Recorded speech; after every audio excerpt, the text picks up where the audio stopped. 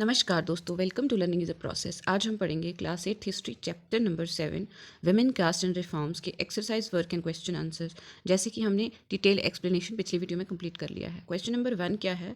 What social ideas did the following people support. हम एक एक को पढ़ेंगे।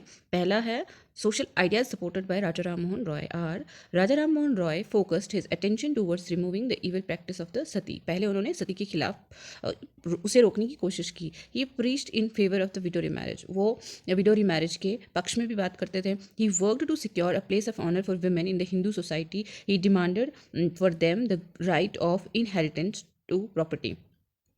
उन्होंने एक सम्मानजनक स्थान चाहा और स्त्रियों के लिए, इसलिए वो चाहते थे कि जो औरतों को है उन्हें भी उनके घर के प्रॉपर्टी पे अधिकार मिले। ठीक है। To ensure a place of respect for women he condemned the practice of polygamy. एक सम्मानजनक जीवन जो है औरत का हो, उसके लिए उन्होंने क्या किया? पॉलीगमी के अगेंस्ट भी बोला। पॉलीगमी मीन्स बहुविवाहवाद, जिसमें एक पुरुष की बहुत सारी महिलाओं के साथ शादी की जाती है, यानी बहुत सारी पत्नियां होती हैं उनकी। He also supported the study of the English literature. वो इंग्लिश लिटरेचर की स्टडी को भी बहुत ज़्यादा समर्थन देते थे। अब दूसरे हैं social idea supported bye Dayanand Saraswati. Dayanand Saraswati supported window remarriage. सबसे पहले उन्होंने विडो रिमैरिज के ऊपर बात की, विधवा पुनर्विवाह के बारे में। He condemned sati system. उन्होंने सती सिस्टम के खिलाफ भी आवाज़ उठाई। He opposed the practice of child marriage, और बाल विवाह के खिलाफ भी वो बोलते थे। ही founded Arya Samaj which worked for the uplift and emancipation of women. देखो, उन्होंने आर्य समाज की स्थापना की जो औरतों के लिए काम करता था, औरतों की बेहतरी के लिए। Social ideas supported by Veeresalingam Pantulu R. as under. He supported widow remarriage and formed an association in Telugu speaking areas of the Madras Presidency। उन्होंने विडो रिमैरिज को सपोर्ट करने की बात की और एक एसोसिएशन जहाँ पे तेलुगु लोग भाषा में बात करते थे, वहाँ मद्रास प्रेसिडेंसी में ओपन की थी। Social ideas supported by Jyotirao Phule. अब Jyotirao Phule supported education for girls. He and his wife open 5 schools for girls in and around Pune in 1848। देखो, ज्योतिराव फुले जो है उन्होंने एजुकेशन लड़कियों की बहुत सपोर्ट की। उनकी वाइफ और उन्होंने मिलकर के 5 स्कूल खोले थे अपने वहाँ पुणे में, और वो उन्होंने 1848 के साल में शुरू किया था। Jyotirao Phule argue that Brahmans were not superior just because they were Aryan. Jyotirao Phule कहते हैं कि ब्राह्मण्स इसलिए सुपीरियर नहीं हो जाते, हमसे ऊपर नहीं हो जाते क्योंकि और वो आर्यन हैं। ठीक है। He supported the idea that land belong to the indigenous people the so called low caste. वो कहते हैं कि ये जो ज़मीन है ये किसको बिलोंग करती है? ये इंडिजिनियस पीपल, यानी कि यहाँ के मूल निवासियों की है, और ना जिन्हें हम लो कास्ट मानते हैं। Social idea supported bye Pandita रामाभाई। Pandita रामाभाई ने क्या काम किया? Pandita Ramabai worked for the upliftment of the women's status in society. वो भी स्त्रियों का जो है जो सामाजिक दर्जा है उसे ऊपर उठाने के लिए काम करती रही। She wrote a book about miserable lives of upper caste Hindu women. उन्होंने ऊंची जात की स्त्रियों की बहुत जो दयनीय स्थिति थी उसके बारे में लिखा था अपनी किताब में। She founded widows home at Pune to provide shelter to widows who had been treated badly by their husbands relatives. जैसा जब किसी स्त्री के पति की मृत्यु हो जाती थी तो उसके परिवारजन उस स्त्री को काफ़ी परेशान करते थे, जिस वजह से उन्होंने ऐसी औरतों की मदद के लिए एक शेल्टर होम बनाया। Where here women were trained so that they could support themselves economically. यहाँ पर ऐसा था कि एक ऐसा ट्रेनिंग दी जाती थी लोगों को, औरतों को, जिससे वो अपने आप को आर्थिक रूप से सक्षम बना सकें। Social idea supported by Periyar. Periyar supported the idea that untouchables were the true upholders of an original Tamil and Dravidian culture which had been subjugated by Brahmanas. ऐसा है कि पेरियार कहते थे कि ये जो अनटचेबल है ना, वो असलियत में ओरिजिनल तमिल और द्रविडियन कल्चर को मानने वाले हैं और उसकी रक्षा करने वाले हैं, उसे आगे ले जाने वाले हैं, जिनको सब्जुगेट यानी कि अपने अंडर कर लिया गया है, किसके द्वारा? ब्राह्मण लोगों के द्वारा। He was of the view that untouchables had to free themselves from all religions in order to achieve social inequality। देखो, ऐसा है कि वो कहते थे कि अनटचेबल्स को क्या करना है? खुद को स्वतंत्र कराना है किसी भी तरह के धार्मिक बंधनों से और ऊंच नीच के बंधनों से। He did not support the authority of Brahmanas over lower caste and the domination of main over women. वो कभी इस चीज़ का समर्थन नहीं करते थे कि ब्राह्मण दूसरी नीची जातियों पे अपना दबदबा बनाए रखें और औरतों पे उनके पतियों का हक रहे। Hence he was a critic of Hindi scripture which supported these ideas. इसीलिए वो हिंदी स्क्रिप्ट जितने भी थे जिनमें इस तरह के आइडियाज़ थे या इस तरह की विचारधारा थी जहाँ पति को सुप्रीम और पत्नी को कम बताया जाता था या फिर छोटी जाति के लोगों को नीचे दिखाया जाता था, वो इन चीज़ों का हमेशा अपोजिशन करते थे। Social ideas supported by Mumtaz Ali. Mumtaz Ali एक रिफॉर्मर हैं, वो क्या कहती हैं? Mumtaz Ali supported women's education, वो भी औरत की एजुकेशन की बात करती हैं। She along with other reformers reinterpreted verses from Quran to support for women's education.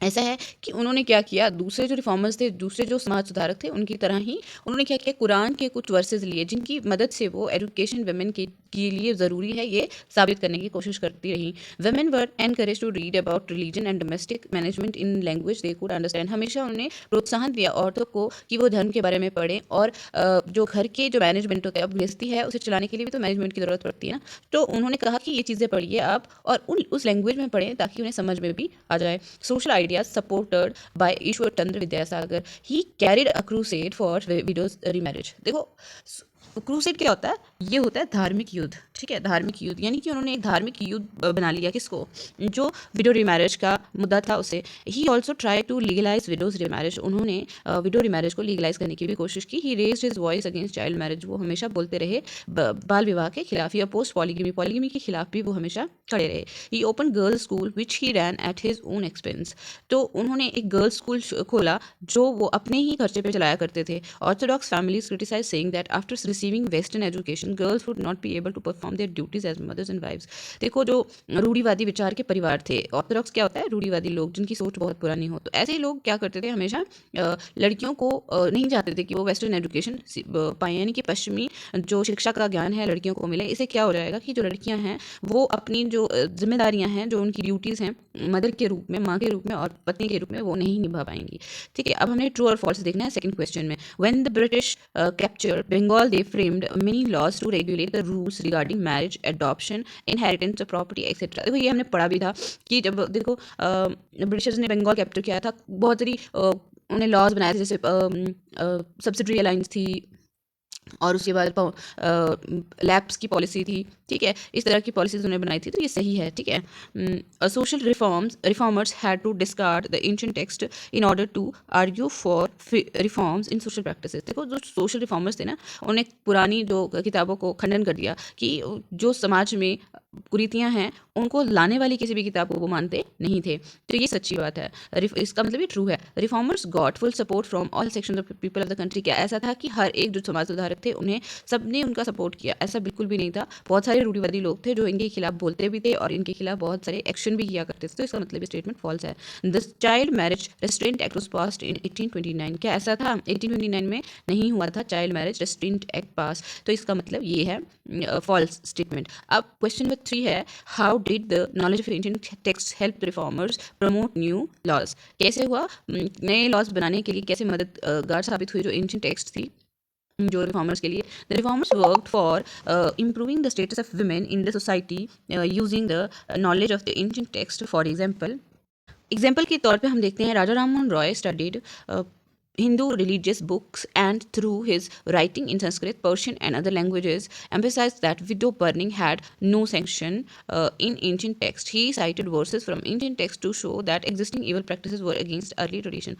देखो उन्होंने कुछ जो राजा राम मोहन रॉय थे ना, उन्होंने बहुत अलग अलग लैंग्वेजेस में लिखा है, जैसे संस्कृत, पर्शियन और बहुत सारी दूसरी लैंग्वेजेस में, जिसमें उन्होंने विडो बर्निंग के बारे में बताया है कि जो पुरानी किताबें थी उसमें ऐसा कुछ भी नहीं लिखा है कि किसी भी विधवा को जाके जला दिया जाए। तो ये सब जो है पुराने जो हमारे टेक्स्ट हैं इसके खिलाफ भी है ये जो ट्रेडिशन है।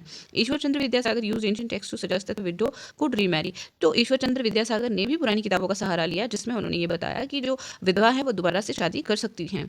स्वामी Dayanand quoted from Veda that many social evils of today had no religious sanctions. देखो ऐसा जो सोशल इवल आज के समय में है, यानी कि स्वामी दयानंद सरस्वती जिस समय में थे उस समय में जो भी रिलीजियस बुराइयां थी वो कहीं भी पुरानी किताबों में नहीं मेंशन थी, उसके बारे में कोई सैंक्शन के बारे में बात नहीं हुई थी, ये वो बताते हैं वेदास को अपना एक शास्त्र मान के या शस्त्र मान के, ठीक है। Mumtaz Ali reinterpreted verses from Quran to condemn the illiteracy among women and advocated for their education. देखो उस समय ये था कि इस्लाम में औरतों को पढ़ाया नहीं जाता था, तो उन्होंने कुरान का सहारा लिया और उसी के सहारे उन्होंने औरतों की पढ़ाई के बारे में जो है बात की।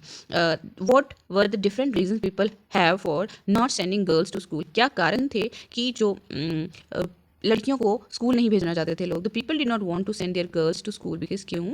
दे fear that school would take girls away from home, prevent them from doing their duties, यानी डोमेस्टिक ड्यूटीज़ हैं. लोगों को ये डर था कि अगर लड़कियां स्कूल से घर से चली जाती हैं तो उन्हें फिर घर की जो ड्यूटीज़ हैं, डोमेस्टिक जो यानी कि घरेलू काम हैं, उससे वो बच जाएंगी, उससे वो दूर हो जाएंगी. ठीक है. They believed that girls should stay away from public places. उन्हें ये ऐसा लगता था कि जो लड़कियां हैं उन्हें पब्लिक प्लेस में नहीं जाना. पब्लिक प्लेस जहाँ पे आम लोग आते जाते हैं, मिलते हैं, ऐसी जगह पे नहीं जाना उन्हें. They fear that passing through public places would have corrupting influence on them. तो उन्हें ये डर था कि जब भी वो अगर पब्लिक प्लेसेस से निकलती हैं तो उनके ऊपर एक खराब असर डालेगा, उनके ऊपर एक बुरा असर प्रभाव डालेगा. Why were Christian missionaries attacked by many people in the country? Would some people have supported them too? If so, for what reason? देखो क्यों जो क्रिश्चियन मिशनरीज थे बहुत सारे लोगों ने उनके ऊपर देश में अटैक किए. क्या कुछ लोग उन्हें सपोर्ट करते थे?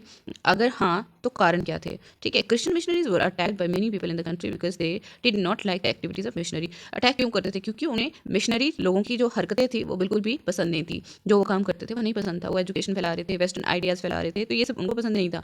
Many Hindu nationalists felt that Hindu women were adopting Western ways of living and that this would corrupt Hindu culture and erode family values. तो बहुत सारे जो हिंदू नेशनलिस्ट लोग होते थे उनको ये लगता था कि जो औरतें हैं वो पश्चिमी सभ्यता को मानने शुरू हो गई हैं और जिससे जो है हमारा अपना जो कल्चर है और जो हमारी वैल्यूज़ हैं वो सब नष्ट हो जाएंगी. Some people had supported them too for reasons such as कुछ लोगों ने उन्हें सपोर्ट भी किया कुछ कारणों से, जैसे कि Christian missionaries began setting up school for tribal groups and lower caste children. तो जैसे ट्राइबल ग्रुप होते हैं जो आदिवासी लोग, उनके लिए उन्होंने स्कूल खोले और साथ में जो नीची जात के लोग थे वहाँ के उनके बच्चे भी उन स्कूल्स में पढ़ते थे. These children were equipped with some resources to make their way into a changing world. तो ऐसे बच्चों को पढ़ाया गया, सिखाया गया. जैसे ज्योतिराव फुले इनमें से एक थे जिन्होंने क्रिश्चियन मिशनरी स्कूल में ही पढ़ा और वहीं से बहुत सारी चीज़ें सीखकर समाज की कुरीतियों के खिलाफ बोले. Christian missionary supported women's freedom and social equality. They condemned sati system. देखो उन्होंने ये भी औरतों की आज़ादी के बारे में भी बात की थी और सामाजिक एकता, सामाजिक बराबरी की बात भी की थी उन्होंने. तो जिस वजह और साथ में वो क्या करते थे, सती को भी अपोज करते थे, उसको भी कंडेम करते थे वो. तो इस वजह से बहुत सारे लोग उनके साथ भी जुड़ना शुरू हुए, उन्हें सपोर्ट करना शुरू हुए. In the British period what new opportunities open up for people who came from caste that were regarded as low. देखो ब्रिटिश समय में ऐसा क्या था, कौन सी नई जो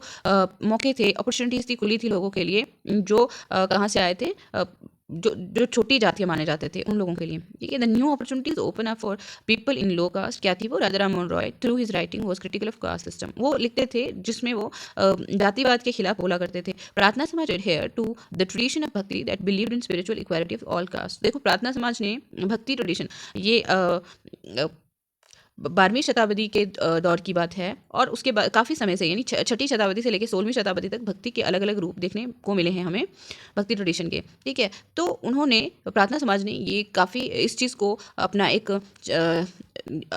एकमात्र शस्त्र बना करके इस्तेमाल किया कि जो कास्ट हैं, जो जातिवाद है, इक्वालिटी की ज़रूरत है, जातिवाद की नहीं है. Many reformers of this period violated caste taboos on food and touch. बहुत सारे जो समाज सुधारक थे ना, कुछ जातिवाद के टैबूज थे, यानी कि बंदिशें थी, रुकावटें थी, कुछ बातें बना के रखी हुई थी, उन्होंने वायलेट किया, यानी उन्हें तोड़ा.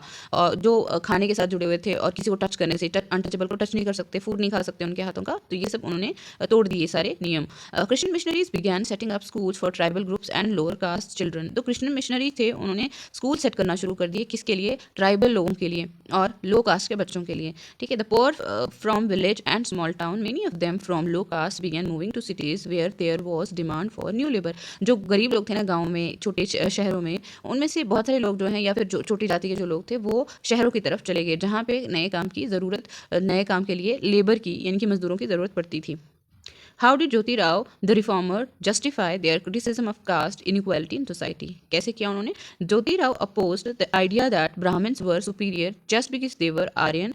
ज्योति राव हमेशा बोलते थे कि ब्राह्मण superior इसलिए नहीं हो सकते क्योंकि वो आर्यन हैं. He argued that Aryan were foreigners who came from outside in the outside the subcontinent and defeated and subjugated the true children of the country, those who had lived here before coming of the Aryan. तो वो हमेशा कहते थे कि आर्यन जो हैं वो foreigner थे, बाहर से आए हुए थे, और वो बाहर से आकर के हमारे देश के सही बच्चे जो हैं, असली इस देश के बच्चे जो हैं, उनको अपने कंट्रोल में कर दिया, अपने अधीन कर दिया, और वो यहाँ पे सही बच्चों को अधीन करके खुद को सुपीरियर बता रहे हैं, ठीक है। He said that the upper caste had no right to their land and powers, in fact the land belonged to the indigenous people, the so called low caste. तो वो ये कहते थे कि अपर कास्ट जो ऊंची जाति के लोग हैं उन्हें कोई हक नहीं है कि वो ज़मीन पर अपना जो पावर दिखाएं, ज़मीन और पावर दिखाएं, क्योंकि जो ज़मीन थी वो किसकी थी, असलियत में जो यहाँ के मूल निवासी थे, इंडिजिनियस लोग जो थे उनकी थी, जिन्हें वो क्या बोलते थे, लो कास्ट पीपल, ब्राह्मण बोलते थे।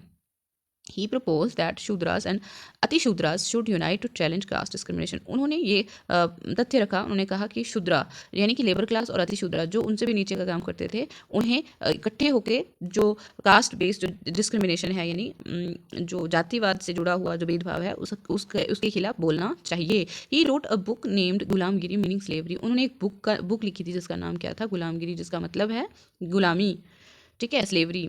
Y did Phule dedicated his Gulamgiri to American movement to free slaves. देखो फुले ने अपनी जो गुलामगिरी नाम की किताब थी क्यों अमेरिकन जो मूवमेंट के साथ जोड़ दी थी, कि वो गुलामों को फ्री करने का जो मूवमेंट था उसके साथ क्यों जोड़ी थी। Phule dedicated his book Gulamgiri to the American movement to free slaves. उन्होंने ये गुलामगिरी अमेरिकन मूवमेंट को ही डेडिकेट की थी, क्यों, because he wanted to establish a link between the condition of the lower caste in India and the black slaves in America. वो एक क्या करना चाहते थे, लिंक बनाना चाहते थे, किसके बीच में, लो कास्ट जो भारत में थे और जो ब्लैक स्लेव्स थे अमेरिका में, उनके बीच में, क्योंकि जो ब्लैक स्लेव्स के साथ हुआ करता था ना, वही लो कास्ट के साथ हमारे देश में भी हुआ करता था। As 10 years before he write his book in 1873 the American civil war had been fought leading to the end of the slavery in America. जब उन्होंने बुक लिखना शुरू की थी ना, उससे 10 साल पहले अमेरिकन सिविल वॉर हो चुका था, जहाँ पे उन्होंने गुलामों को गुलामी का अंत करने के लिए ये सिविल वॉर लड़ी थी। What did Ambedkar want to achieve through the temple entry movement? Temple entry movement was started by Ambedkar in 1927 because Brahmin priests were outraged when the Dalits use water from the temple tank. देखो temple entry movement start किया गया था किसके द्वारा, अंबेडकर जी के द्वारा, ठीक है। वो 1927 में ऐसा करते हैं, क्योंकि जो और ब्राह्मण को बहुत ज़्यादा गुस्सा आया था जब दलित लोगों ने क्या किया था, पानी इस्तेमाल कर दिया था मंदिर के टैंक से, ठीक है। Through 3 temple entry movement between 1927 and 1935 he wanted to make everyone see the power of caste prejudices within the society. वो इन मूवमेंट से लोगों को ये दिखाना चाह रहे थे कि देखो अगर भेदभाव होता है, पक्षपात होता है जाति के आधार पर, तो इसकी क्या ताकत है। या तो फूड, अगर आप भेदभाव करते हो तो मतलब आप आपस में ही तो लड़ रहे हो ना, इससे फूड डल जाती है। फूड से क्या हो जाता है कि बहुत सारी चीज़ों में परेशानियां आती हैं, आंतरिक मसले ही हल नहीं हो सकते।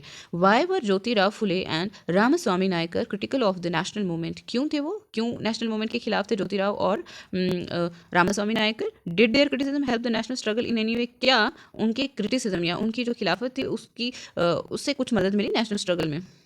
Jyotirao Phule was critical of the anti-colonial nationalism that was preached by upper caste leaders. Jyotirao Phule against थे जो एंटी कलोनियल, यानी कि जो हमारे यहाँ पे कॉलोनी के अगेंस्ट जो नेशनलिज्म चल रहा था ऊंची जात के लोगों के द्वारा, उसके खिलाफ थे वो। क्यों? He wanted the Indian to know that the unity between high and low in entire country was only way they could progress. वो ये जानना चाहते थे और बोलते थे कि अगर ऊंची जात और नीची जात आपस में जुड़ जाते हैं तो हमारे देश की जो तरक्की है उसे कोई भी रोक नहीं सकता। Ramaswamy Naicker also became critical of the national movement. वो भी अगेंस्ट थे, रामास्वामी नायकर भी इसके खिलाफ थे नेशनल मूवमेंट के। When as member of Congress he attended a feast organize by the nationalist. जब वो एक मेंबर थे ना कांग्रेस के, तो उन्होंने एक फीस्ट ऑर्गेनाइज किया गया था किसके द्वारा, नेशनलिस्ट के द्वारा, कांग्रेस के। तो वहाँ जब वो अटेंड करते हैं, वहाँ जाते हैं वो, तो he found the seating of the arrangement followed caste distinction. जब उन्होंने देखा कि जब बैठने के लिए जगह बनाई थी वहाँ पे भी जाति के आधार पर सीटें निर्धारित की गई थी कि कौन कहाँ पे बैठेगा। He founded the self respect movement for untouchable. तो इसके बाद उन्होंने आकर के सेल्फ रिस्पेक्ट मूवमेंट की शुरुआत की अनटचेबल के लिए, अछूत लोगों के लिए। Their assertions helped national struggles as they continued beyond the colonial period and are still going over the air।